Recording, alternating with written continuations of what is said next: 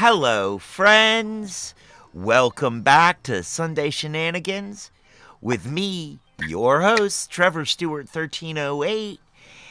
And we are here with the ASOC Prod Cat and the Peanut Gallery. And we are here to play some Wait, Don't Tell Me, NPR's news quiz show, weekly comedy news quiz show. But before we get started with that, let me give you today's shout-outs / ad read. Pre-rolls brought to you by The Hidden Leaf, downtown Charlottesville, 105 West Main Street, above the bricks, Suite 200, between the Green Cauldron and Hamilton's. A great place to go with some great buds to get some great buds, eh, bud? And the only thing better than their bud is their customer service. They do have the lowest prices in town, according to my own highly biased research, by which I mean I was incredibly high when I did my biased research. Don't forget to check the website for times and events. That's thehiddenleafseville.com. Thehiddenleafseville, all one word.com. A quick note of disclosure. We are opinionated here, and those opinions belong to us and us alone. They are not shared by our sponsors, such as The Hidden Leaf, Firehouse Organic Cannabis Farms, or the Kush Gang. There are two of me, and we're going to be pointing in different directions to point at their logo here on the screen, but it's the KG up in the corner. Mm-hmm. Yeah. Anyway. You don't have to be so cagey about it. Right. Kush Gang is, you can find Kush Gang edibles and pre-rolls at Frosty Friday's private sales event at the Hidden Leaf and at the Canna Market at the Grow Depot on River Road on Saturdays. Frosty Fridays is Friday. The Canna Market is Saturdays. You can also find Firehouse there.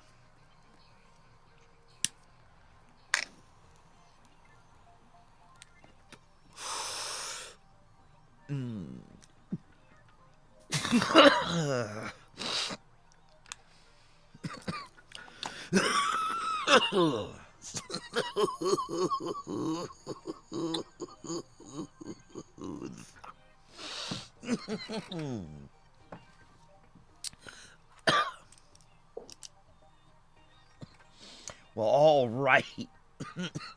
You okay there, Yosemite Sam? I think so.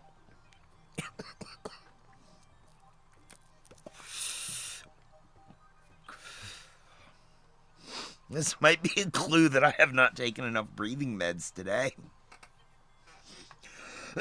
That's better. Maybe the fog is coming for you too.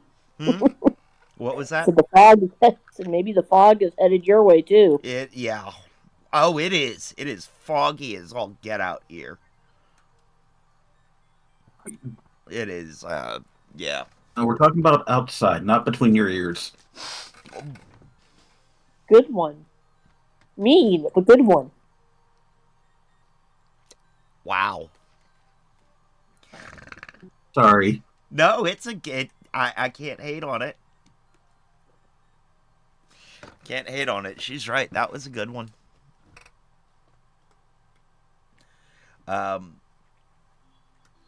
Yes, outside it is foggy here too.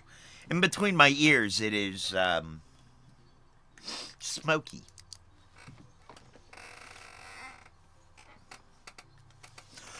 There. Hey, Sarah. Good to see you. Thanks for being here.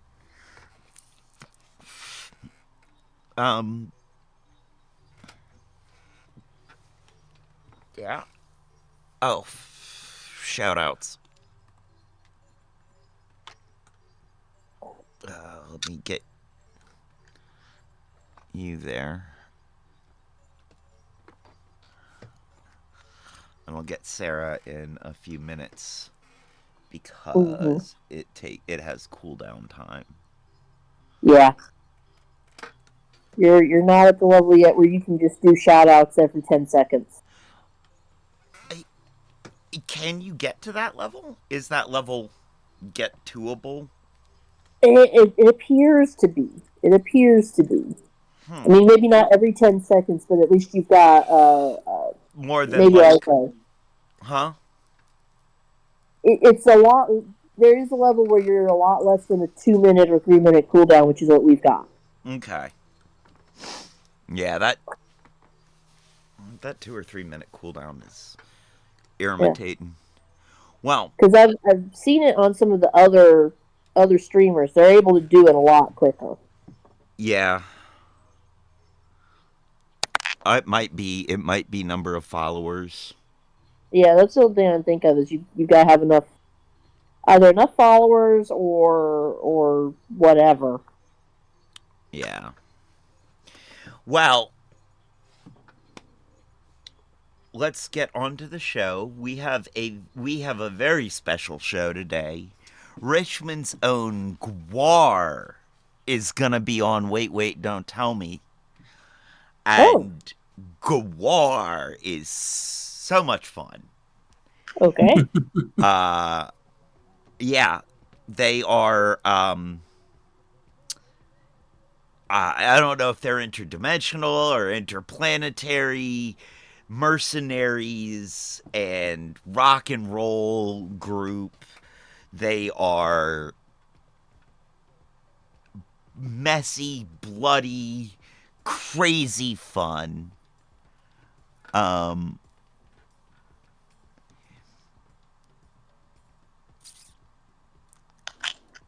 there is a lot of viscera and gore thrown around at a GWAR show.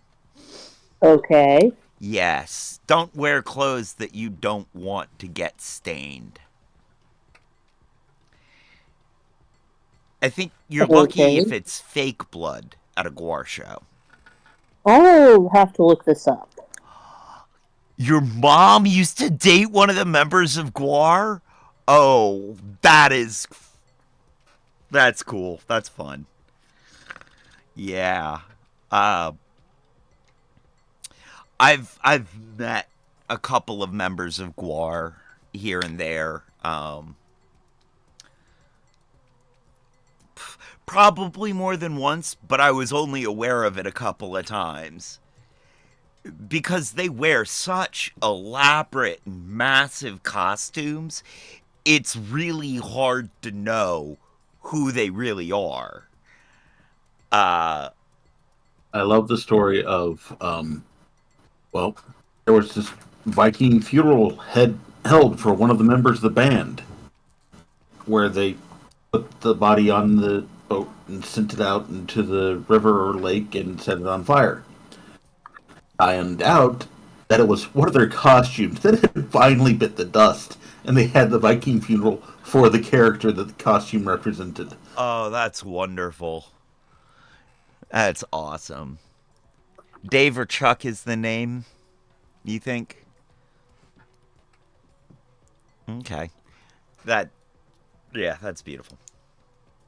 All right. So, yes,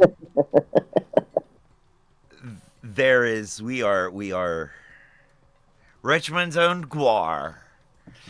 And they are in Richmond. They were in Richmond, Virginia this week. Uh, Oh, it's a shame we didn't go see them, but also that would have been hard yeah. for us to pull off. Yes, it would have. Um, That requires actual planning. right, right. So Yeah. let me see if I can do this shout out just yet. Hey, there we go. And let's get into the show. first off, let's make sure you guys can hear it. Mm-hmm. From Capella University. With Capella's FlexPath All learning right. format, you can... From NPR and WBEZ Chicago, this is Wait, Wait, Don't Tell Me, the NPR News Quiz. Put on your winter boots, because I'm the voice so smooth, you might slip. Filling in for Bill Curtis, I'm Chioke Ianson, and here is your host at the Altria Theater in Richmond, Virginia, Peter Sagal. Thank you, Chioke. Thank you, everybody. We are so delighted to be back in Richmond with the true mayor of this city, Chioke Ianson, filling in just one more time for Bill Curtis. Now, later on, we're going to be talking to two members of the shock metal band GWAR, famed for their costumes and their stunts and their headbanging music. Now, the band was formed by art students and musicians right here in Richmond 40 years ago. I know. Meaning this band has gone all the way from having dads yell, "Why are you kids listening to that noise?"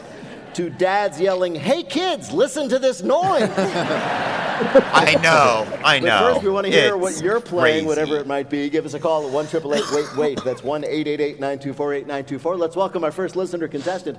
Hi, you are on Wait, Wait, Don't Tell Me. Hi, Peter. My name is Nick Fish, and I'm calling in from Philadelphia. Nick Fish. Nick Fish, that's it. Not Nick Fish from Philly? Not Nick the Fish, who'd be kind of like a notorious gangster, but just Nick Fish. That'd be Jersey if I Yeah, was exactly, living in Nick Jersey. the Fish. Well, welcome to the show, Nick. Let me introduce you to our panel this week. First up, a comedian who'll be bringing his cocktail hour comedy show, Shaking with Laughter, to the Kansas City Irish Center in Kansas City, Missouri, on February 20th. That's Adam Burke. Hi, Nick. Hey, Adam. Hi, Adam. Next, he's a comedian and host of the podcast Fake the Nation. It's Negin Farsad. Hi, Nagin. I like Nagin. And the Emmy and Peabody Award-winning journalist and comedian and host of the new Nat Geo show What X Does to Your Body, it's Alzo Slade. What's up, Hey, man? Alzo. I also You're going to like play Who's Alzo. Chioke this time. I mean, I like Adam Burke, Ianson too. of Richmond, Virginia, is going to read you three quotations from this week's news. If you can correctly identify or explain just two of them, you'll win our prize. Any voice from our show you might choose in your voicemail. Are you ready to go? Chioke Ensign, the guy who is filling in for Bill Curtis, is from Richmond.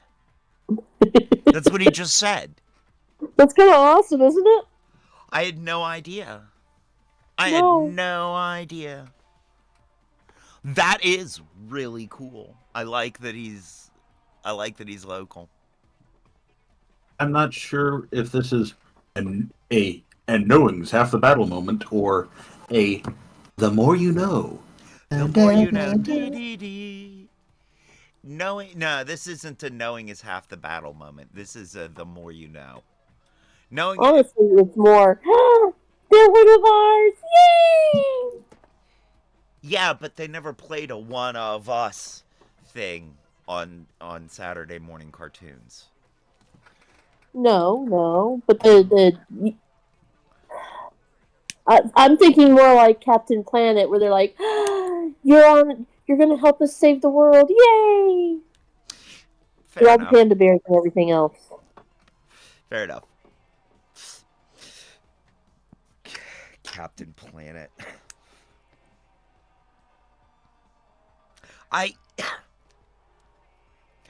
There are so many.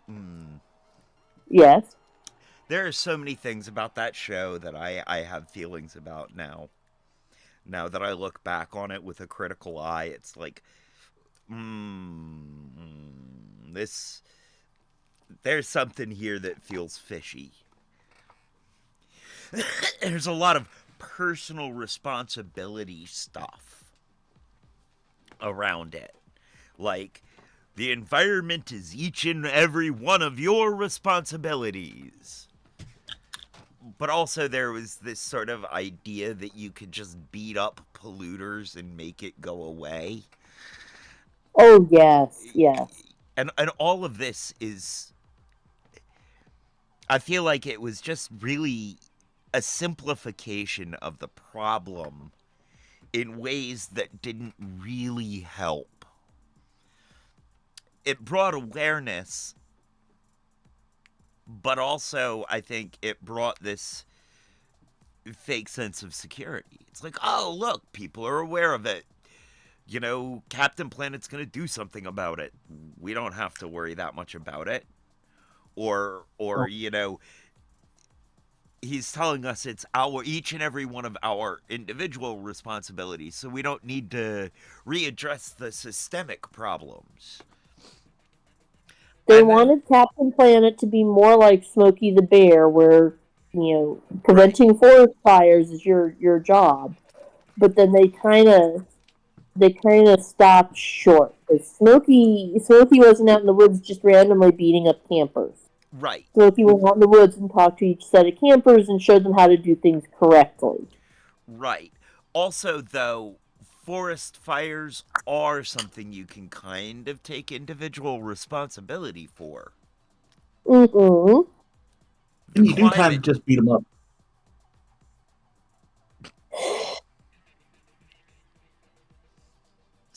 You cut down trees, you throw water at it, you use cannons, you do beat up a forest fire. Hey, you've got me there. You All right, know, I can't you, argue you, with you that. beat up the forest fire, but you're not in general seeing Smokey the Bear wander through and use his shovel on the campers or the hikers that might potentially be starting a forest fire. Right. Which is what you know, you saw Captain Planet do is he beat up the polluters. Yeah. But Granted, also now some of those forest fires aren't systemic. They're not no. this they're not this thing that's built into the system where you know somebody's making a lot of gain off of these forest fires and yeah, it's just it the climate in the environment and environmental damage is different. Like yeah, there is a measure of individual responsibility. Like we Mhm. should all be trying to recycle and compost and all of that. But the system also needs to make that possible. A, Mhm. B, make things, you know, produce products that don't pollute in the first place. You know, it's sort of like why are we putting responsibility on the lowest rung of the ladder? It's not the one that can make changes. Because we have always done that.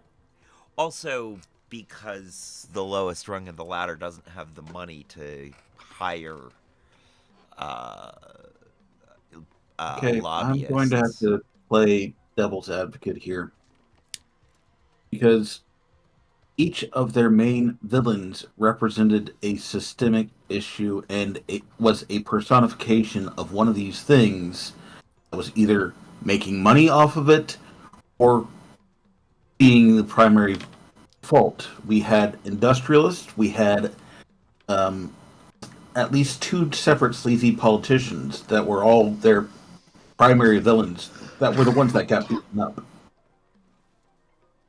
Yes. Okay. I can see that. Um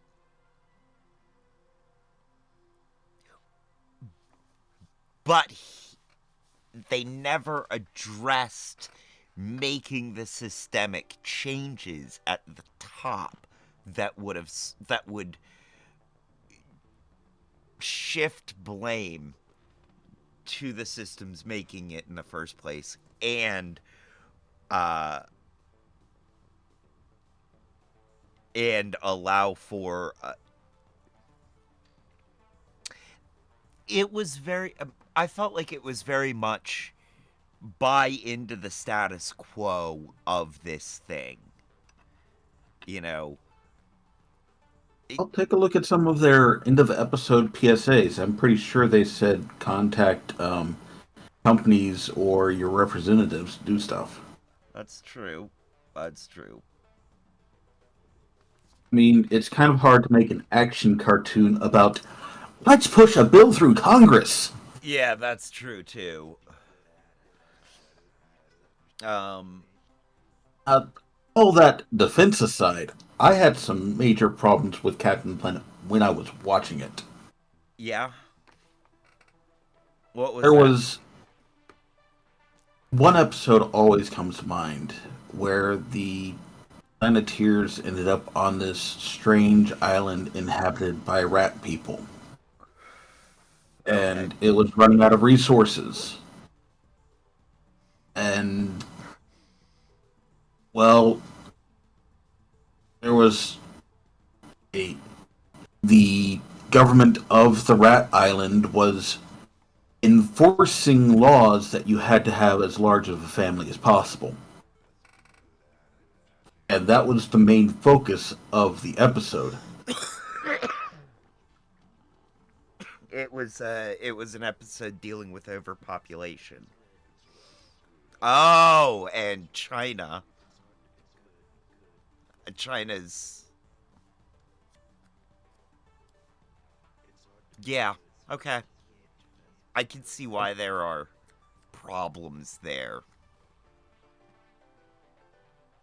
There were some things that the underlying message was good, but the presentation of it felt like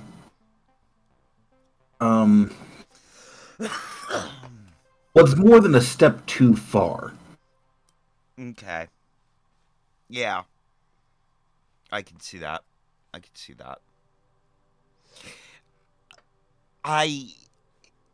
There was definitely some stuff in there that I was wondering if they were, like, there was some representation stuff that I was trying to figure out. Like, was their representation okay?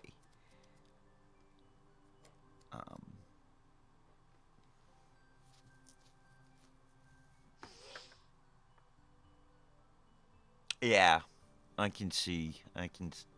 Well, anyway, now that we've gone down that rabbit hole of Captain Planet.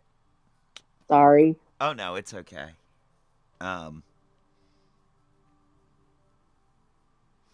Let's get back to the show. Now that we know that Chioki Anson is a Richmonder. Go. Let's do it. All right, here is your first quote. So, about that asteroid. That was a headline in The Atlantic on the news that a giant asteroid out in space now even has a better chance of doing what? Hitting the Earth. Would that be hitting Earth? Yes, hitting Earth. Updated calculations from NASA Did you say that? say that the asteroid flying by Earth in Yes. 2032, that is going to happen, well, it now has a 1 in 43 chance of hitting Earth. Just last week, we were told the asteroid only had a 1 in 100 chance. So whoever just started having an affair, God saw you. Now, NASA is referring to it as a potential, quote, city killer. A city killer. That really freaked people out. It's not actually. But then that everybody big or said, wait, which city? I DC think is right there. The asteroid needs to chill, bro. Like, we don't have time for this. We got enough problems going on Earth, so it needs to, or we need to get Bruce Willis and his homies to jump on that thing and bust it up.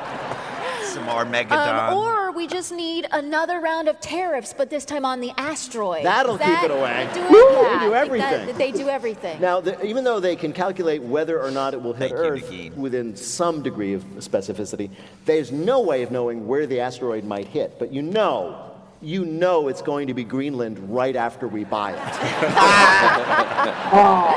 I know, just when you drive a country out of the The asteroid hits it, yeah. Well, fortunately, I've been practicing a video game since 1982. You're all set. All right. Your next quote is from a headline in the New York Times that was kind of worried about a big news story this week. What becomes of penny loafers? They were worried about a new presidential order to get rid of what? Getting rid of the Penny. Penny? Yes, the penny. President Donald Trump announced he will be ordering the U.S. Treasury to stop minting pennies. Big surprise, he's getting rid of the only coin of color. Ouch. Yeah, he really doesn't like brown faces, even when it's Lincoln. Yeah, no, it's true. The problem was Lincoln emancipated the enslaved. That's the big deal. And one brown penny, Yeah. that's a DEI coin. Yeah, exactly. That's the only reason it got in your pocket, I'm sure.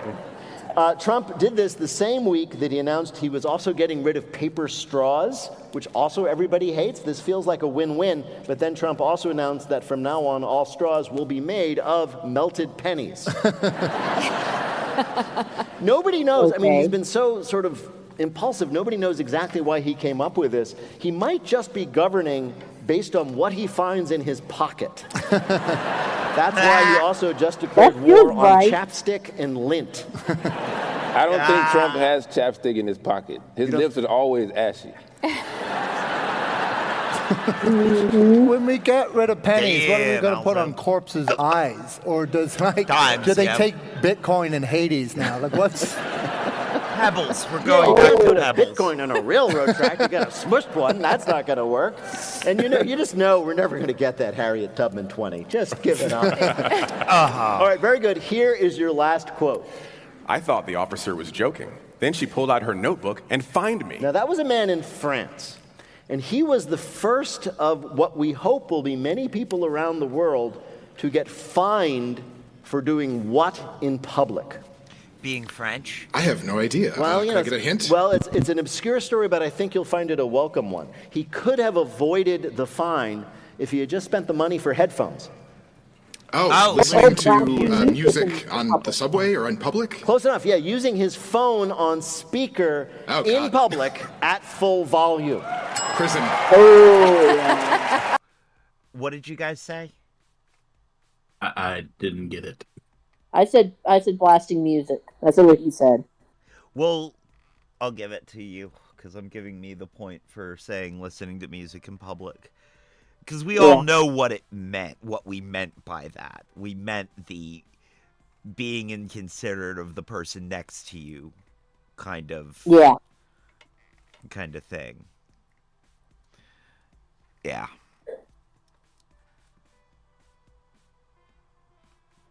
I need better sewage stream of consciousness. Yes, you do need a better one of those. Yeah. No, I also need better earbuds that I can take into public because my old earbuds are pretty much falling apart. Oh, geez, that's a terrible idea. But sewage stream of consciousness, that caught me off. That was funny.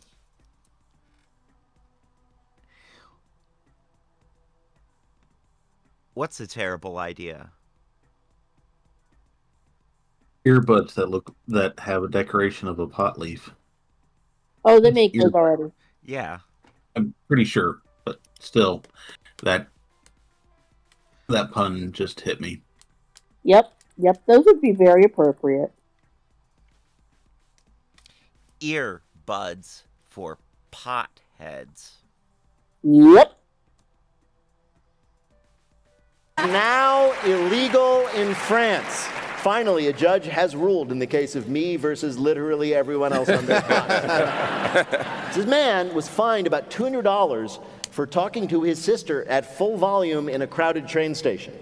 And if $200 doesn't seem like the right punishment, remember, France no longer has the death penalty. I'm surprised the French went for this, because I've seen Les Miserables, and they love just standing around yelling their soliloquies at each other. Yeah. Can I defend this guy for a second? No.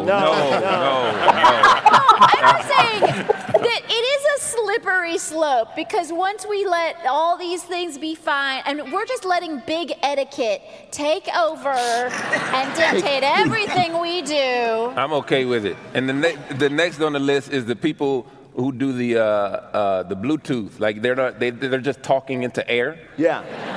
Can I And say, there's big etiquette sounds like a French gangster, doesn't it? big etiquette. Yeah. I could whoop his ass. He just kicks into a room and goes, forks go on the left. And not only, I gotta say, not only is this rude to the people who happen to be around you, it's actually unfair to the people you're talking to. Like, so you say, like, Helen, I'm really sorry you have chlamydia. That's tough. And I'm sorry that I didn't tell you you're on speaker and I'm in church. Or it could be the inverse, where the person on speaker is telling you that you have chlamydia, which is even worse. Oh, yeah. I don't know that we need a law for this. I mean, the asteroid is coming here. Right? And the asteroid has a point. It's really true. Yeah. Jokey, how did Nick do in our quiz? Nick the Fish got all 3 right. All right, Nick, yes. Congratulations, Nick. You have made Philly proud. Thanks so much, Peter. Good to talk to you. Take care. Bye-bye. Panel, it is time for you to answer some questions about this week's news. Adam, thanks to a new technology, more and more couples are discussing whether or not it would be permissible for one of them to do what? Is it the hall pass thing? Is it like? It is a hall pass, but not with another person. Oh, is it? Oh, is this a banging robots thing? Yes, it is a banging robots thing. Because you can't spell laid without AI. That's true. Yes, more and more couples are sort of getting prepared for when the time comes when you can do this, if it would be okay for their partner to cheat with a robot, according to a survey that seemed to be exclusively offered to complete freaks. 1 out of 4 people say they would be okay with their partner cheating with a robot, but if, and only if, and I swear to you this is true, if the robot's appearance was based on them. Okay, whoa.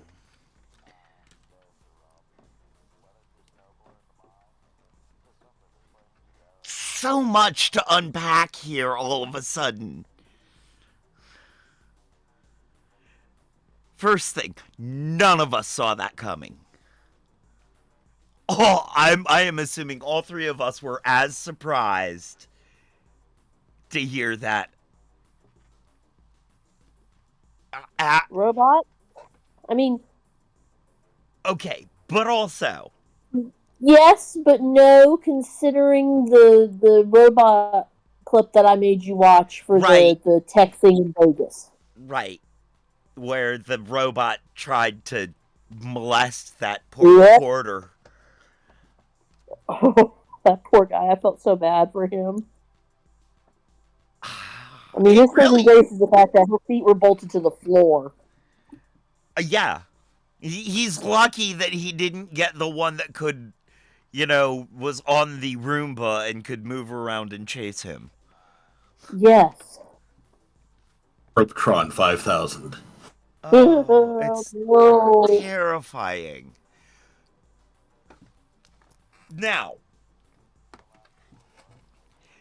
horny AI bots aside,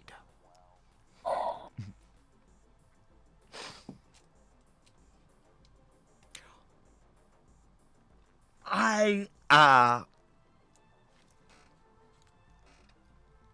mean, okay. I personally feel like that hall pass thing, Mm? I feel like it's sort of, it's not different than a human. If you are not No. okay with your partner stupping another person, you're probably not okay with them stupping a robot. Or in my case, the inverse is true. I'm really okay with whoever wants to stup whatever or whoever. I'm not,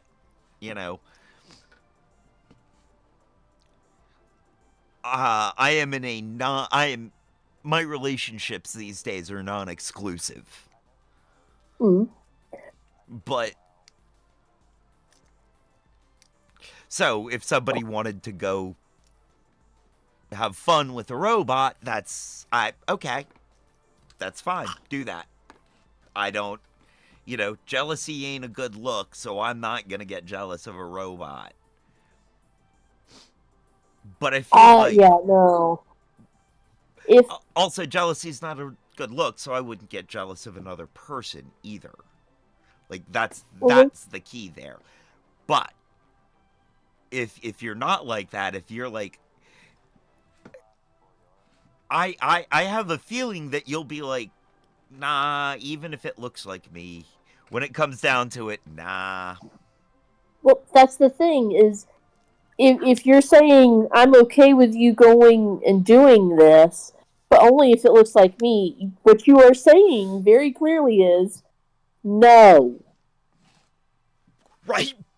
The reason this has to look like me is because I don't want you doing anything with anything that's not me. Instead of GoBots, it's Blowbots. Very good, Peanut Gallery. Very good. Applause. Applause for Peanut Gallery on that one. Yes, I knew that's it had what to be they're done. inventing. In all Blowbots. honesty, that's what people have been Yes. working on inventing for a long time now. And also, I agree with you, Kat, about if the answer is only if it looks like me, then the answer is really no. Nah. And it's just these people not wanting to look like they don't. Like, it's these people not wanting to look like they have boundaries, but they do. Yeah. I wonder if the ones Also, that are I think saying I'd be things, offended. I think I'd be offended if somebody wanted to sleep with a robot that looked like me. Because, yeah. wait a second. Are you saying that while I look good, I don't perform well? All right. Because so now that I will give really you. feels like the inverse of what I have been told my entire life. My entire adult life. I will give you a circumstance in which, from fiction, this is a plausible thing, and where the It's a good way to keep the Scarlet Witch from going crazy.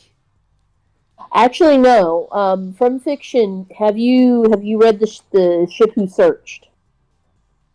No. All right, Anne McCaffrey. The world is set up in which people have the option, if they are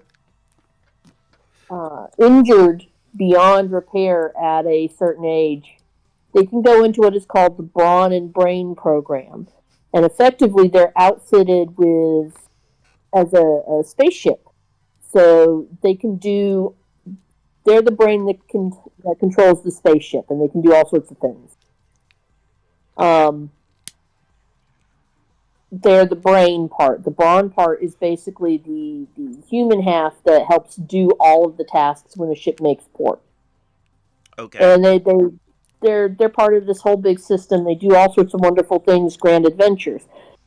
One of the things that they discover over time is that because you have a real person controlling the ship, the entirely human part tends to form attachments and wants to interact on a more physical level with that person, and they can't. So they develop robots that are capable of letting them have that physical attachment without causing harm to either individual. Because removing the person that is controlling the ship from their special containment unit is deadly. Yeah.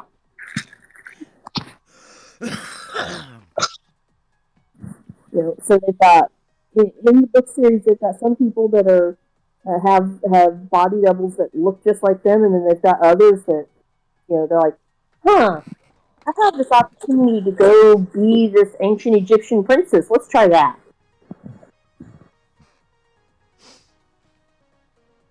Chaotic Techno Wizard says it all depends on what in-out ports they have.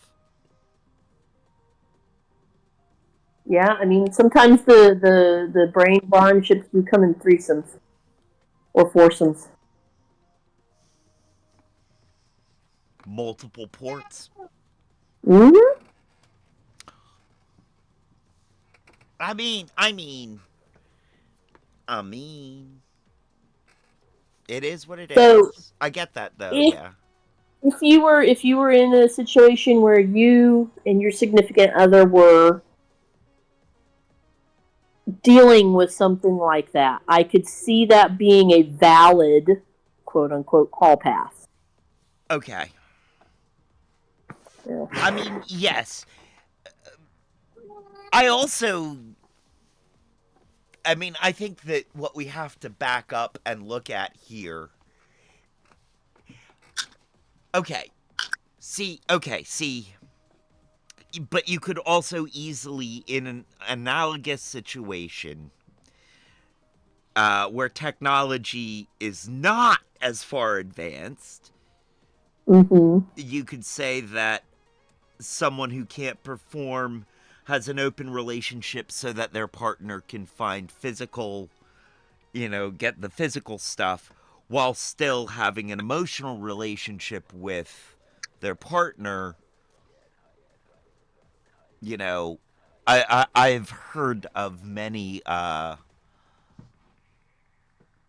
relationship, poly relationships that work that way.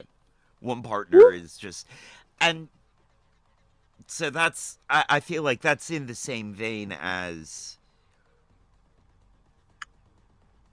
people who would just generally say yes. The other thing about it, though, is we have to, look at it sort of as, this is just...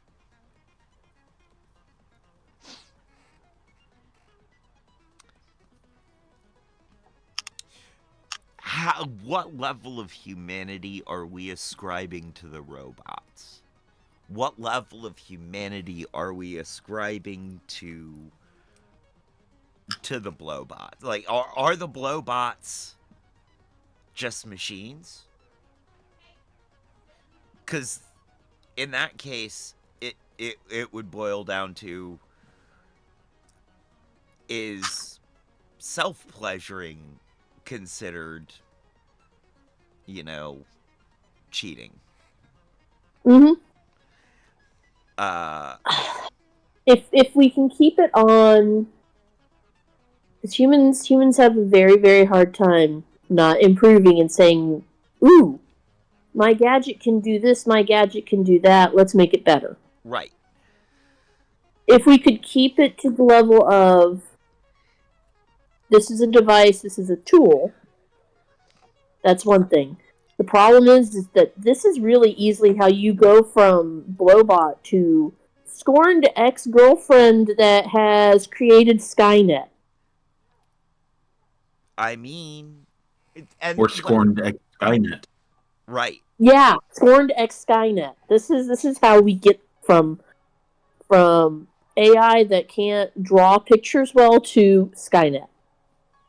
But now Skynet has a grudge because we dumped and it's not the cute kind of grudge like in My Super Ex-Girlfriend. No.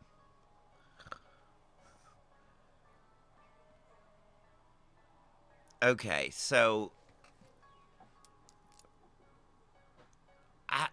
with the show? Yes, back with the show. Before we really, really get bogged down and never make it in. What? The person being cheated on, right? What does... I would be so jealous. I'd be like, you're coming home smelling like titanium? No, thank you. Is that motor oil on your collar? And how do you first suspect, does the electricity bill look really high? It is so weird that is the condition under which it would be okay. It's like, oh, my spouse prefers intimacy with a machine. That's humiliating. Wait. It's also balding with a spare tire. Now it's validating. Wait, so this is laziness. This is like, I don't want to have sex with you. Let the robot do it. Yeah. It's basically me. It's kind of, mean, it kind of makes sense, like, to just have an understudy, I guess. A what? What? You know, like in theater, you have an Yeah. understudy if you can't perform. Yeah. And in this situation, the robot is your understudy. Yeah. What is? Yeah, but what if it's like that thing in those old movies where the understudy is better? Oh, You yeah. know? The understudy becomes the star. Oh, yeah, it's like All About Eve. It's terrible, you know? But you have to practice safe sex with a robot. You do? Firewalls, you know. Oh, yeah. You're like, honey, it's not that kind of virus, I swear. Yeah, it's just rust. Coming up, as Ben Franklin said, $1.2 million saved is $1.2 million earned. It's our Bluff the Listener game. Call 1-888-WAIT-WAIT to play, and we'll be back in a minute with more of Wait, Wait, Don't Tell Me from NPR. All right. Hey, it's Peter Sagal. Before we get I back have to a the show, I guess wanted to tell you about a about- special bonus episode. Wait, NPR.org Online, they're about half. to save on hard pay. For You can also Gotta have it wish. I have a guess about Bluff the Listener. Yes. It's the hard drive in the garbage dump. Okay. That's my guess. Could be. That's an old story. No.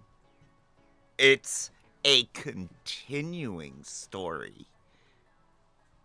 He's Fair. continuing to try to get permission to dig.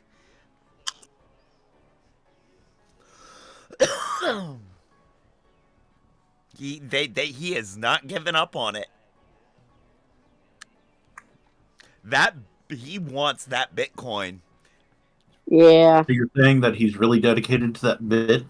Yep. Yeah. Very dedicated to the bit. Dedicated to the bit. And he is, yeah, it is, he's got everything lined up. Like, he's got the specialists. He's got the, you know.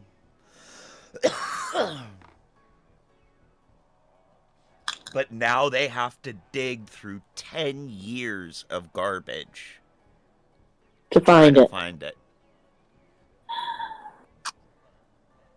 And gee, using a magnet metal detector ain't gonna work there. No, also, yeah. I mean, it's probably a square about that big. And that. Poor guy. Alright, let's see. All right. Well, yes, let's see. That is my guess. From NPR and WBEZ Chicago, this is Wait, Wait, Don't Tell Me, the NPR News Quiz. I'm Chioke Ayanson. We're playing this week with Adam Burke, Alzo Slade, and Negin Farsad. And here again is your host at the Altria Theater in Richmond, Virginia, Peter Sagal. Thank you, Chioke. Thank you, everybody. Right now, it's time for the Wait, Wait, Don't Tell Me Bluff the Listener game. Call 1-888-WAIT-WAIT to play our game on air, or check out the pinned post on our Instagram page at WaitWaitNPR. Hi, you're on Wait, Wait, Don't Tell Me. Hi, this is Will from Boston, Massachusetts. Hey, I love Boston. What do you do there, Will? So I work as a coordinator for the Visual and Performing Arts department of a local school district. That's really good work. I really appreciate it. What do you do to enjoy yourself? I like to, ride bikes when it's not cold and slushy outside like it is today. Right, so that's 2 or 3 days of great riding in Boston. Yeah. Well, welcome to the show, Will. You're going to play our game in which you must try to tell truth from fiction. Chioke, what is Will's topic? $1.2 million saved. Everybody would love to save an extra $1.2 million, but act fast. Your opportunity to get it as 120 million pennies is fast running out. Yeah. Our panelists are going to tell you about someone who was able to save $1.2 million in a unique way. Pick the one who's telling the truth and win the Wait Waiter of your choice in your voicemail. Ready to go? I'm ready. All right, first let's hear from Negin Farsad. Hollis Benton is a third-generation oil tycoon from Lockhart, Texas, which means he didn't have to prospect land, but he did get a few years after college to discover his passion for DJing in Ibiza. Eventually, he moved back home to be his family's overseer of oil money, and that's when he met Bridget Calhoun. She was a real charmer, getting her PhD in antiquities, and he fell hard. To impress her, he would buy concert tickets, Michelin-starred meals, a straight-up yacht in a landlocked town, but never mind. One time they took her nephew to a water park and she said, "This is fun." Well, that was all the encouragement he needed because he immediately hired a water park architect to transform his backyard into a $1.2 million splashatarium complete with lazy river and wave pool. Only thing is, that water park architect turned out to be a real dreamboat. She ended up leaving Hollis Benton and all his wealth. On the upside, he saved money, proving the old adage, if you have to spend $1.2 million on a water park to impress your boo, she's probably not the one. A tycoon saves $1.2 million when he doesn't have to build a water park for his boo. Your next deep discount comes from Adam Burke. Nature conservation can be a slow process, what with the red tape, bureaucracy, and complaints from trees that never consented to being hugged in the first place. Take the Czech Republic, for example, where government officials were poised to act on a plan 7 years in the making to build a $1.2 million dam designed to help preserve a protected wetlands area. Construction on the dam was just about to begin when it was suddenly and unexpectedly derailed by the fact that a bunch of beavers had gone ahead and built a far better dam the weekend before. Not only that, they'd used nothing but locally sourced, sustainable, and renewable materials, all at no cost to the taxpayer. While farmers often decry beavers as a destructive nuisance, felling trees and creating toothy mayhem, these particular rodents seem to have filled out all of the required permits and permissions, building as they did far from any inhabited farm. We get it, beavers. You're better than us. Beavers saved a town in the Czech Republic $1.2 million by building a dam before they could get around to it. Your last story on sale comes from Alzo Slade. Henry Jackson, the CEO of a graphic design company in Tempe, Arizona, thought he was doing his sister a favor by hiring his nephew, Rob Phillips, to work in the IT department as a low-level intern. He just graduated from a vocational IT school, thinking he's going to be the next Steve Jobs, to the extent that he requested people address him as Rob Jobs.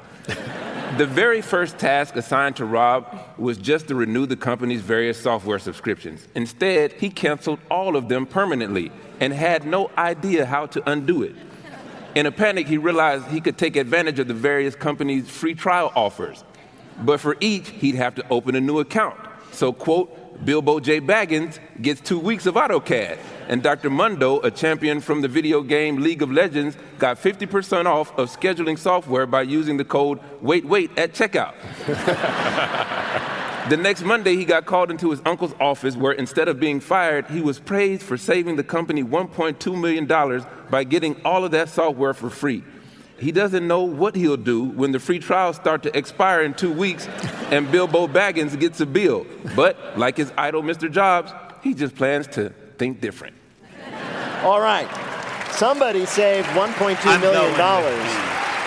Was it from Negin Farsad, an oil tycoon who ended up not having to build that water park in his backyard when the designer ran off with his lady friend? From Adam Burke, a Czech town that didn't have to build that dam because the beavers did it for them. Or from Alzo Slade, a bad IT guy manages to cancel all the software subscriptions for his company, but the free trials save them $1.2 million. Which one is the real story of big savings? I think I'm going to go with Adam's story about the beavers. That would be Adam Burke. Something appeals to you. You think that the story about the beavers is the tooth. All right. The whole tooth and nothing but the tooth. Well, to bring you the correct answer, here's somebody who could speak to that real story. Environmental experts confirmed that the work was actually better than their original plans, noting that beavers always know best. That was TikToker @ThatGoodNewsGirl. talking about the real story about how beavers did it best in the Czech Republic. Congratulations, Will. You got it right. You earned a point for Adam. You have won our prize, the voice of your choice, on your voicemail. Thank you so much for playing with us today. That joke, Thank you so much. Thank you so much, Will. Take care. Yeah. Stack it, build it, gotta get it, yeah, we on the move. Stack it, build it, gotta get it, yeah, we on the move. Yeah.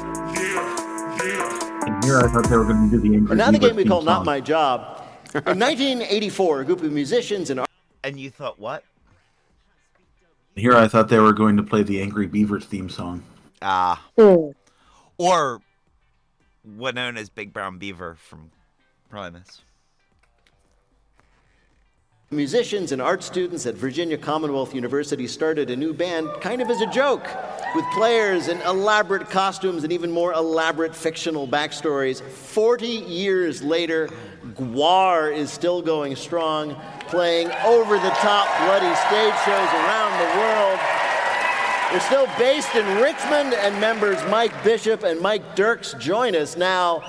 Dirks and Bishop of GWAR, welcome to Wait, Wait, Don't Tell Me. All right. Good to be here.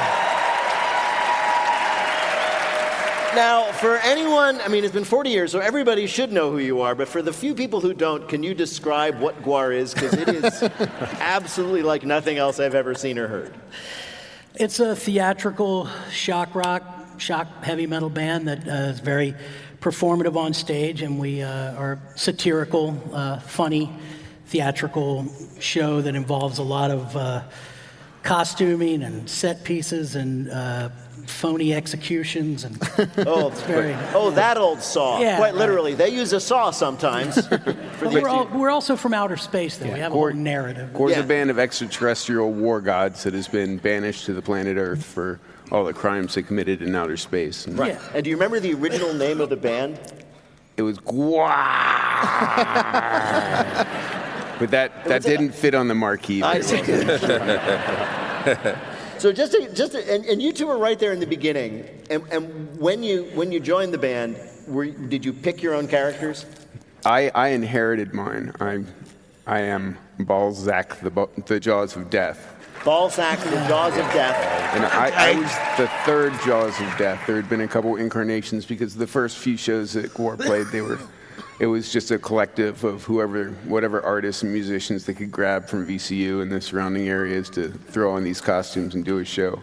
Yeah. I love how folksy that sounds. You know, like, my father is Mr. Balzac. You can call me Balzac. But his grandfather was the Jaws of Death, and his grandfather before me. And Bishop, who are you on stage? So originally, I was Beefcake the Mighty, who was the bass player. Oh, yeah. And, Beefcake has some fans here. Yeah, and I did create the character along with Don Draculich, who's one of the artists in the band.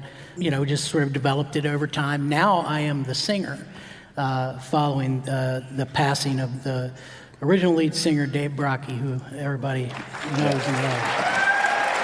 And I came back, and now I play the Berserker Blothar. The Berserker Blothar. And for people who haven't seen it, these costumes you wear are not just, I mean, like the guys from Kiss, for example, are just amateurs when it comes to you guys. You've got like enormous headpieces and huge full-body costumes that often have, shall we say, over-the-top anatomy. Oh yeah. Oh yeah. I think you guys should show up in those costumes to one of the Civil War reenactments. And see what they do. And one of the things that I find fascinating is you guys usually don't do any appearances not in costume. And you're not in costume right now. Yes, that's right. And how does it feel? It's really odd. We usually have the characters to put on and to hide behind, and so we always know how to behave. We never really had to just be ourselves. Right. I mean, don't we all do that? Yeah. Ultimately, I'm just saying. Yeah, even if we don't have enormous fleshy protuberances, Right. it's really, it's something we all deal with. This is not your first time at NPR because famously GWAR did a Tiny Desk concert. This is true. And you are, I'm not an absolute expert, but I do believe you were the first musicians ever to play a song at Tiny Desk called Sex Cow. Yeah, probably. I mean, Regina Spektor tried, but she just didn't have the chops. What was when you? And by the way, I recommend everybody watch this. When you walked into NPR headquarters in the full GWAR regalia, what was the reaction from our colleagues there? It was enthusiastic. No, they made us go around the whole studios, and I think Michael was on. What were they recording? They were kind of using us to scare their coworkers. Wait a minute, what do you mean? It'd be like, hey, Scott Simon, could you step out of the office just for a second? Yeah. Sylvia. I love the thought of someone showing up to NPR for the first day, seeing you guys, and like, man, Ira Glass does not look how he sounds. What's amazing is in the Tiny Desk concert, your character, the Blothart the Berserker, proclaims his incredible enthusiasm for Terry Gross. Oh, yeah. Everybody loves Terry Gross. Who doesn't have a driveway moment? Right. Terry Gross. And GWAR, very popular in Richmond, of course, and you even have a GWAR bar. We do. And a barbecue. People have been to. For fans, and Dirks, you work there sometimes, right? I do. I bartend, and I'm one of the managers there. Right. And do people ever come in, and presumably they're GWAR fans, they recognize you? We'll get people in there all the time. I'll be bartending, and people will come up and ask me, like, so do the guys in GWAR ever hang out here? And I'm always like, not very often. Well, Mike Dirks and Mike Bishop, we have invited you here to play a game we're calling... You guys are GWAR. Meet Jaguar. Right. Oh, no. We're going to ask you about Jaguars. Answer 2 out of 3 questions about Jaguars of various kinds. You'll win our prize for one of our listeners. Chioki, who are Mike and Mike playing for? Sharon Lowry of Richmond, Virginia. All right. Oh, Down lady. nice. If you win, maybe she'll come by the bar to thank you. All right, here we go. Now, the Jacksonville Jaguars are an NFL team that's had some good seasons, but they have also been very unlucky, including one year when their punter suffered a unique injury. What was it? A, he bet somebody he could punt a 35-pound kettlebell and broke all his toes. B, he accidentally chopped himself in the leg with the inspirational axe kept in the locker room. Or C, he joined the team's cheerleaders for a kick line and ruptured his groin on the first kick. C. C sounds rude. Yeah. The kicker joining a kick line? But I know that they have strict rules against the fraternization between the players, and so I'm thinking it's he broke his toes. Broke his toes.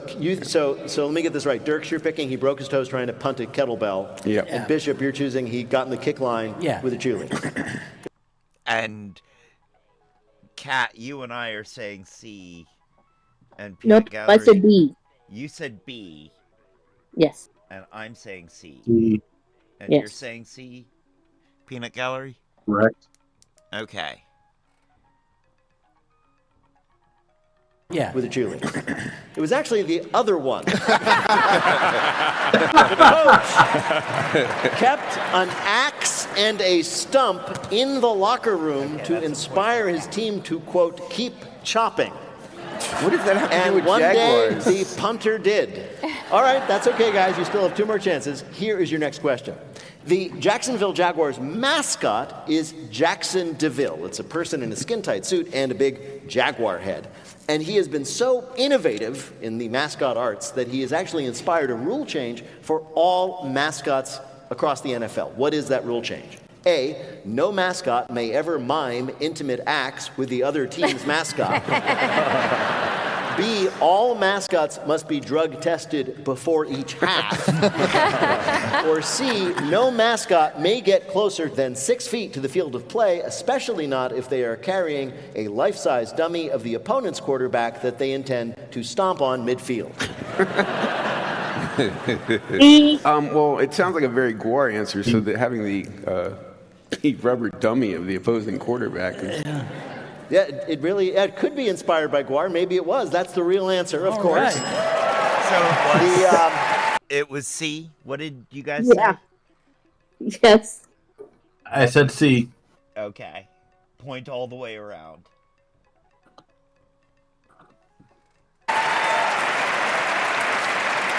The rule arose from an incident in a game against the Steelers in 1998. Okay, let's start talking about real jaguars. According to the scientists who work at a wildlife reserve in Guatemala, the best way to attract one of the big cats, they can do it without fail, is to do what? A, turn on music by Kenny G, which the jaguars find irresistible. B, wear lots of Obsession by Calvin Klein, which draws them like flies. Or C, dress like Jackson DeVille, the Jacksonville Jaguars mascot. Hey. My bet is Kenny G, man. Oh, wow.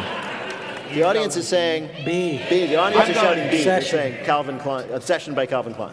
I don't know. Cats don't have the super sensitive smell like dogs. Yeah, they, do. well, they Dogs- got that thing where they go like that. All right. We're trusting these people are obviously more intelligent than us. For the fun of it. So you're going to go for B? What? Yes, C for the fun of it. You're saying C for the fun of it. Kat, you and I are going B. Mm-hmm. So you're going to go for B? B, yeah. Yes, that's right. Congratulations, everyone. So, Chioki, how did Dirks and Bishop do in our quiz? The scum dogs of the universe do not know defeat.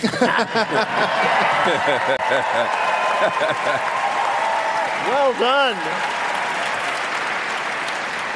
One more victory for our visitors from the asteroid. Mike Bishop and Mike Dirks are members of the intergalactic heavy metal band GWAR, which you can catch on their 40th anniversary tour later this year. More information at GWAR.net. Bishop and Dirks, thank you so much. Give it up for GWAR, everybody.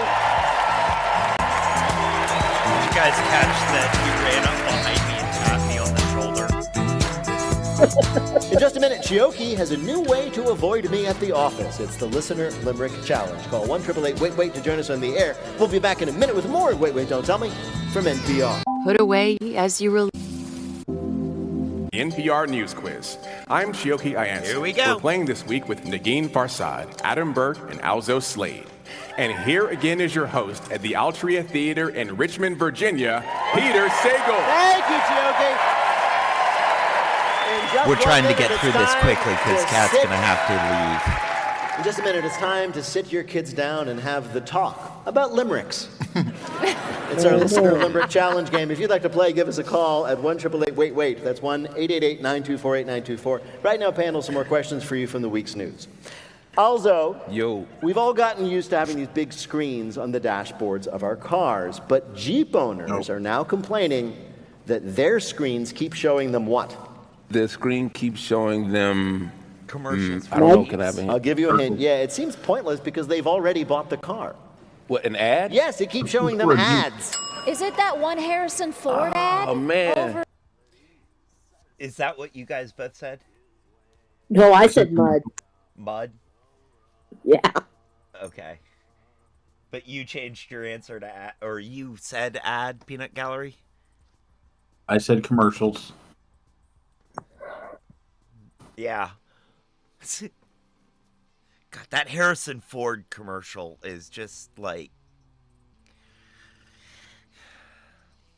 Would be terrible. That would be hell. Is it like the screen in the backseat of the Ubers that you can never turn off? Sorta, yeah. It's the screen on their dashboard. You knew this day was coming. Car companies were not giving us those huge full-color screens just to distract us into fatal crashes. No.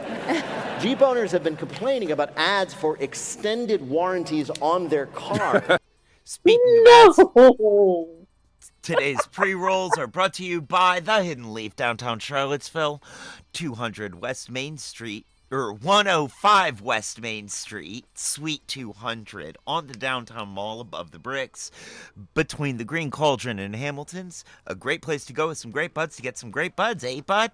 And the only thing better than their bud is their customer service, and they have the lowest prices in town, according to my own personal, highly biased research, by which I mean I was incredibly high when I did my biased research. Don't forget to check the website for times and events. The website is thehiddenleafseville.com. That's thehiddenleafseville, all one word, .com. That pop up every time they come to a stop. The company says that's just a glitch, not supposed to happen, but it's hard to believe that when every time the driver gets within 2 feet of another car, the ad pops up again and says, "Are you sure?" This is like when you're watching Netflix and it shows you ads for Netflix, and it's like, I'm already watching, I can't watch more Netflix while I'm watching Netflix, and then you realize you're talking to Netflix. Yeah, it's a problem. Those ads are for the people that are stealing your account. Buy it yourself. And like I said, Chrysler says, no, we didn't mean to do this, but they all mean to do this, right? Ford Motor Company has already applied for a patent for a system, all true, that will use your camera in a car to identify the driver and then show that driver personalized ads on the screen. Oh, so you're based Harrison on Ford. right. And these ads will be based on its observations of you while driving. So it will be extra hurtful when you start seeing ads for like voice lessons near you.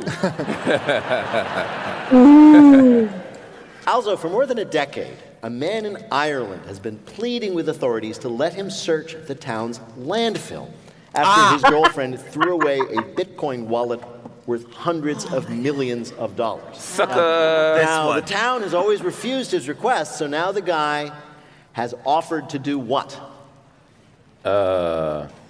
By the lake. Not the lake. But the landfill. The body of water that the... Yeah, it's not a body of water, it's a landfill. Oh, by the landfill. By the landfill, that's right. What did you say? I said pay them half. Oh. I just laughed. Because you were right, it did show up in this episode. It just didn't show up where you thought it was. Nope. But I knew it was going to happen when I heard them talking about it on NPR. I was like, oh, this is coming up sometime on the show. Yes. 12 years ago, James Howells put a hard drive containing 8,000 Bitcoin in a digital wallet and a garbage bag for easy storage, and his girlfriend threw it in the trash. Correction, ex-girlfriend. It's hard to win an argument when you're like, honey, what do you mean you threw away my garbage bag? Now, the wallet is right now worth $800 million. Oh, yeah, we digging, bro. We are digging. So he says, okay, Absolutely. I will buy the whole landfill, and his odds are good. He says that through careful, research, he has narrowed the search down so he will only have to sift through 10,000 tons of garbage. Meanwhile, by coincidence, a seagull has moved into a $40 million mansion down the coast.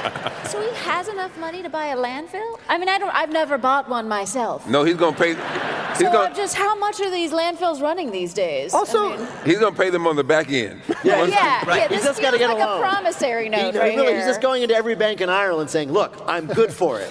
Can we find this ex-girlfriend and give her an award for creating the perfect metaphor for Bitcoin? It really is. Because it's either worth everything or it's just another piece of garbage. It really is something. That was good. Coming up, it's Lightning Fill in the Blank, but first it's the game where you have to listen for the rhyme. If you'd like to play on air, call or leave a message at 1-888-WAIT-WAIT. That's 1-888-924-8924. You can catch us most weeks at the Studebaker Theater in downtown Chicago, or come see us on the road. For example, we will be at the Walt Disney Theater in Orlando, Florida on March 20th. For tickets and information to all of our live shows, go to nprpresents.org. Hi, you're on Wait, Wait, Don't Tell Me. Hi, this is Vanessa calling from Cane Hill, Arkansas. Cane Hill, Arkansas. Okay, what do you do there? I work as the director of a nonprofit historic and cultural site. Historic in Cane Hill? What interesting history does one have in Cane Hill, Arkansas? Well, it's a really special place. Probably my favorite thing is it was the first co-ed college in the state of Arkansas. Wow. Nice. Ooh.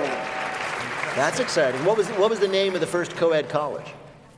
Cane Hill College. There was a women's seminary that closed, and the women went to Cane Hill College, which was previously a men's only college, and it became co-ed, so Cane Hill College. And they got busy. Yeah, that's where my mind went. Well, Vanessa, welcome to the show. Chioki Jansen right here is going to read you 3 news-related limericks with a last word or phrase missing from each. If you can fill in that last word or phrase correctly in 2 of the limericks, you will be a winner. Ready to go? Yes. Here's your first limerick. Like strong whiskey, cocaine is just fine.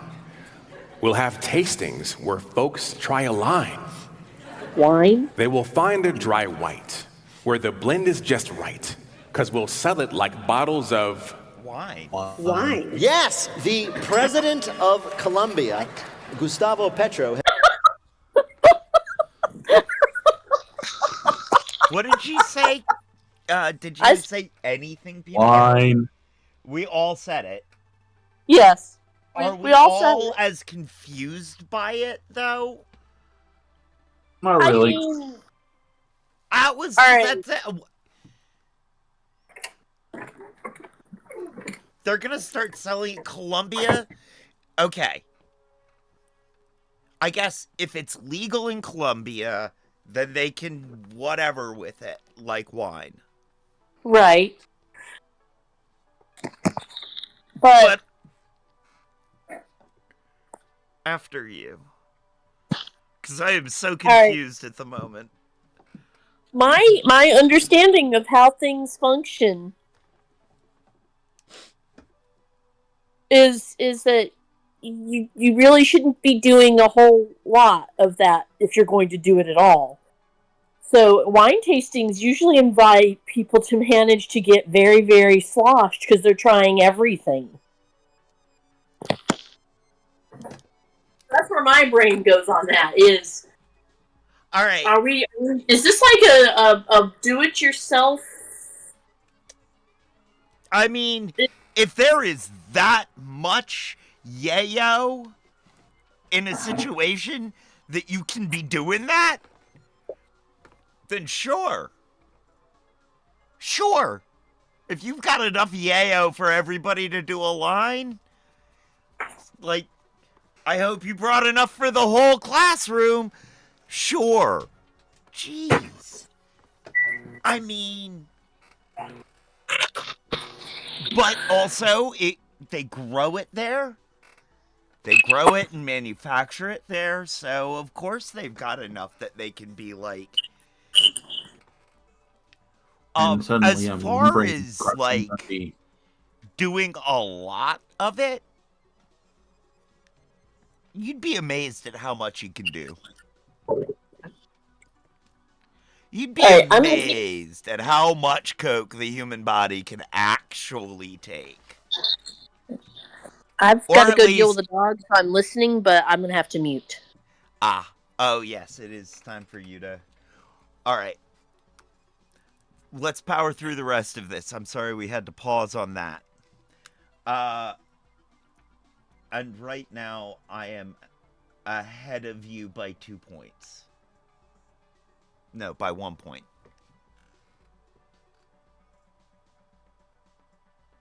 Future, he says, where cocaine is sold around the world and valued and appreciated just like fine wines. He's a bit late. Yeah, I think we're already there. Possibly. I just want to say, hey, NPR Wine Club, I have an idea that might make us a lot of money. What do you pair cocaine with other than a 14-hour-long story about your dad? Right? All right, here's your next limerick, Vanessa. Saying buddy and pal feels real lame. Oh, hey, you. Hello, chum. Glad you came. I once had a trick I found charming and slick, but it's creepy repeating a name. A name, yes. You have all heard that advice. If you want to make a good impression on someone you have just met, just repeat their name. Keep repeating their name. You know, Jeff, great to meet you, Jeff, by which I mean you, Jeff. But the Wall Street Journal reports that people are really getting tired of that trick. They call it pushy and creepy. You have to be careful not to cross that line from like coworker trying to make the new guy feel welcome all the way to dad talking to the Applebee's waitress. Do you think Jesus hates this? He better not. He's like, I get it, you know me. Yeah. It's like, dude, I appreciate you saying my name. Could you do it once when you haven't stubbed your toe? All right, here's your last limerick, Vanessa. Chatty colleagues are not worth exploring. They keep hoping you'll laugh and start roaring. But they might go away if you simply go gray. Don't engage them. Stay listless and... Boring. Boring, exactly. A self-described... Did you say boring or snoring? I said snoring. I said boring, but I forgot I was muted. I'll give you that one. I didn't say anything. I was going to say snoring. So. Self-described introvert wrote to the New York Times workplace advice columnist, they have one, saying that she had a colleague who simply wouldn't stop bothering her. And the advice was to, quote, go gray. That is, to make her responses so dull that the other person would just give up and go away. That's easy for her to do. Some of us have no off handle on our charisma faucet. So you know what'll do it? Like, just play role play. Peter, you ask me a question. I'll show you. Hey, Alzo, what you been up to? Do you know your Lord and Savior, Jesus Christ? That'll do it.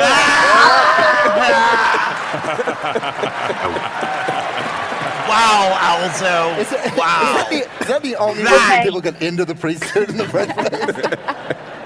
Jokey, how did Vanessa do in our quiz? Another first for Kane Hill. Vanessa got all 3 right. Well done, Vanessa. Wow. Hang that on your museum. Congratulations. Thank you. Thanks so much for calling.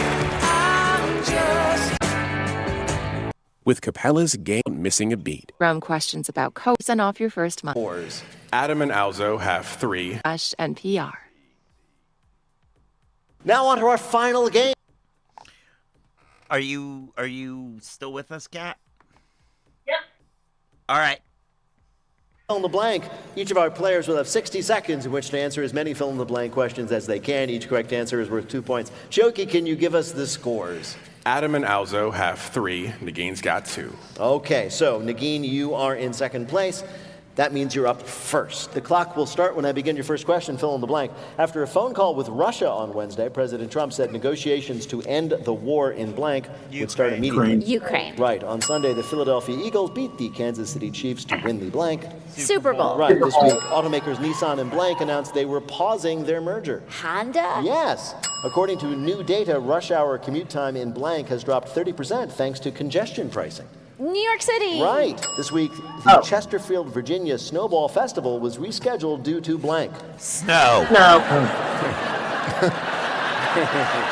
They were here for it. Congestion pricing? No, a snowstorm. On Tuesday. We all got that. Yeah. I'm sorry, but it's Virginia. If we are going to schedule something that involves a specific weather phenomenon, and that weather phenomenon happens, we're going to cancel. That's who we are. On Tuesday, former Beatle blank played a surprise show to 600 fans in New York. McCarthy. McCartney. After being told his in-laws were considering buying a house in his neighborhood just to be closer to the family, a wealthy man in California blanked. He decided to marry his robot. No, he didn't. He secretly bought the house so the in-laws couldn't move in. Yes. Did either of you say McCartney? No. No. Okay. God. That last one was good.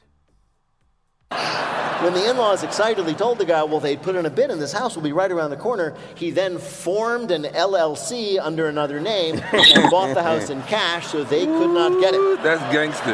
That's gangster. He was very proud. It was quick thinking. So that has ensured for all time that the in-laws he apparently hates will have to stay in his house whenever they visit. Jokey, how did Nagin do in our quiz? Nagin got 5 right for 10 more points. That's a total of 12. Nagin has the lead. All right. Adam, I am arbitrarily choosing you to go next. Here we go. Fill in the blank. On Tuesday, the Senate voted to confirm blank as Director of National Intelligence. Tulsi Gabbard? It was. This week, U.S. blank jumped by 3%. Inflation? Right. After firing the entire board, President Trump was named chairman of the blank center. Kennedy. The Kennedy Center. How did he manage that? This week, I don't think they like that. No, apparently not. I think they're just booing the Kennedys. Yeah. This week, a Georgia representative introduced a bill to rename Greenland blank. Oh, red, white, and blueland? That's right. On Monday, NASA announced the astronauts stuck on the blank would return home sooner than International planned. Space Station. The International Space Station. Right. On Tuesday, a giant schnauzer named Monty won Best in Show at the blank. The Westminster Dog Show? Right. This week, singer Bryan Adams announced he had to cancel a concert in Perth, Australia because the city was dealing with a giant blank. Infestation of other Bryan Adams? No, Snakes. they canceled the concert due to a giant fatberg. Oh, that's right. Fatbergs are giant sewer blockages made of discarded grease that all clumps up together, and one was so close to the venue where Bryan Adams was set to perform that the concert was canceled over fears that all the toilets would back up. Oh my God. This is, of course, a huge disappointment to Adams fans who weren't able to hear his hits like Summer of '69 and the encore performance of Summer of '69. I'm sorry, the theme from Robin Hood, everything I do it for you? Oh, excuse me, Mr. Adam Stan. Yeah, I think he took offense. I think so. Chioki, how did Adam Burke do on our quiz? Adam got 6 right for 12 more points. Total of 15. Adam is in the lead. All right, so how many then does Alzo Slade need to win this big thing? 6 to tie, 7 to win. All right. This is for the game. On Monday, President Trump announced 25% blanks on steel and aluminum. Tariffs. Right. On Tuesday, the chair of the Federal Reserve said they were in no rush to cut blanks. Interest rates. Right. This week, flights were delayed as severe blanks hit the East Coast. Winter storms. Right. On Thursday, Israel said that Hamas must release more hostages by Saturday or the war in blank would resume. Gaza. Right. This week, a man in Minnesota was charged with arson after he tried to put out a fire by blanking. By starting it. No, but he actually did start it, but Yeah. he tried to put it out by dousing it with alcohol. That's what he had in his hand. Due to botulism risk, a recall was issued on several brands of canned blank. Tuna. Right. On Wednesday, Outkast, Billy Idol, and Fish were among the nominees to be inducted into Rock the and Roll blank. Hall of Rock and Fame. Roll Hall of Fame. Right. This week, a woman in the UK in a bad first date excused herself to the bathroom to text a friend, tell him the date was awful, they should call with a fake emergency, but she accidentally blanked. Texted the date. Texted him. Yes, she did. Kat, what did you say? That's a texted The Bachelor. The date. What did you say anything, Peanut Gallery? Okay. Yes. Everything I'm about to tell you is true. So this woman was on this first date. She was having a terrible time. She goes into the bathroom and she texts her friend, and I quote, "This date is rubbish. He's brutally ugly, and I'm not having fun. Can you call me in about 5 minutes, and I'll pretend there's an emergency," unquote. And she pressed send right to him at the table. So, and again, this is true. The guy looked at it, turned to the waiter, and said, "You know, I've got to leave in a hurry. An emergency has just come up. My lady friend is in the bathroom, but she has the credit card and she'll take care of the bill." Yeah. And skipped out the door. Yeah. He That is one's the fair. hero we needed. Yeah. Until he got another text from her going, oh, and he's cheap as well. Well, at that point, it wouldn't matter. Yeah. I know. Chioki, did Alzo do well enough to win? Oh yeah, Alzo got 7 right for 14 more points. Total of 17. Alzo Slade is this week's winner. There you go. Yeah. In just a minute, our panelists will predict, now that pennies are being phased out, what will we do with all our leftover pennies? Wait, Don't Tell Me is a production of NPR and WBEZ Chicago in association with Urgent Haircut Productions, Doug Berman, Benevolent Overlord. Philip Goediker writes our limericks. Our public address announcer is Paul Friedman. Our tour manager is Shana Donald. Thanks to the staff and crew at the Altria Theater in Richmond, Virginia, and a special thanks to our wonderful partners at VPM. BJ Liederman composed our theme. Our program is produced by Jennifer Mills, Miles Dornbos, and Lillian King. Special thanks this week to Vinnie Thomas and Monica Hickey, our jolly good fellow, is Hannah Anderson. Peter Gwynn's got that big dinner energy. Emma Choi is our vibe curator. Technical direction is from Lorna White. Our CFO is Colin Miller. Our production manager is Robert Newhouse. Our senior producer is Ian Chillog. And the executive producer is Mike Danforth. Now, panel, what will we do with all those pennies? Also, Slade. I gotta buy some fresh loafers to put them in. Nagin Farsad. The pennies will be equally distributed among barista tip jars from coast to coast. And Adam Burke. We're going to take all those pennies over the next 4 years and throw them into fountains and make a wish over and over again. Yeah. If any of that happens, we'll ask you about it on Wait, Wait, Don't Tell Me. Thank you, Choyoke Anson, filling in for Bill Curtis, who will be back the next time you hear us. Thanks also to Nagin Farsad and Burke and Alzo Slade, our fabulous audience here in Richmond, Virginia. And thanks to all of you for listening wherever you are. I'm Peter Sagal. We'll see you next week.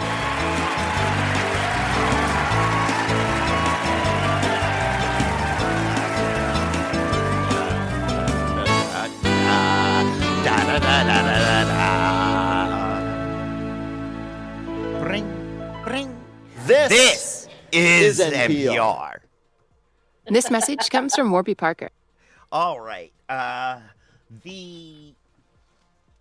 The scores as I got them, Peanut Gallery with 23, and Kat, you and I tied at 28. Wow. Yeah. How did you do that?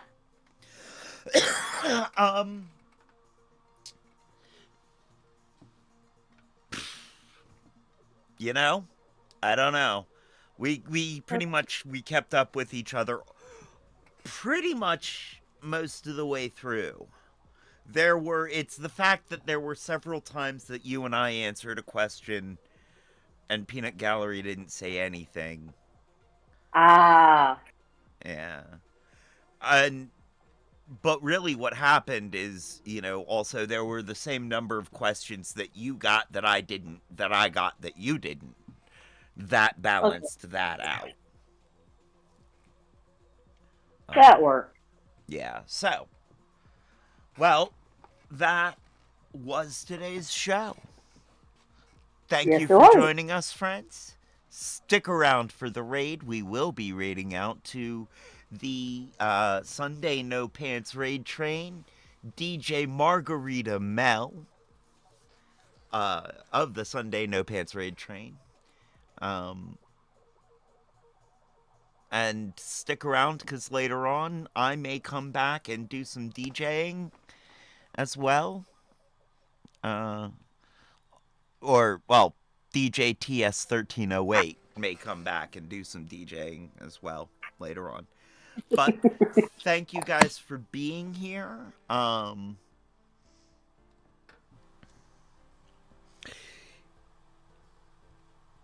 Thank you, Kat. Thank you, Peanut Gallery.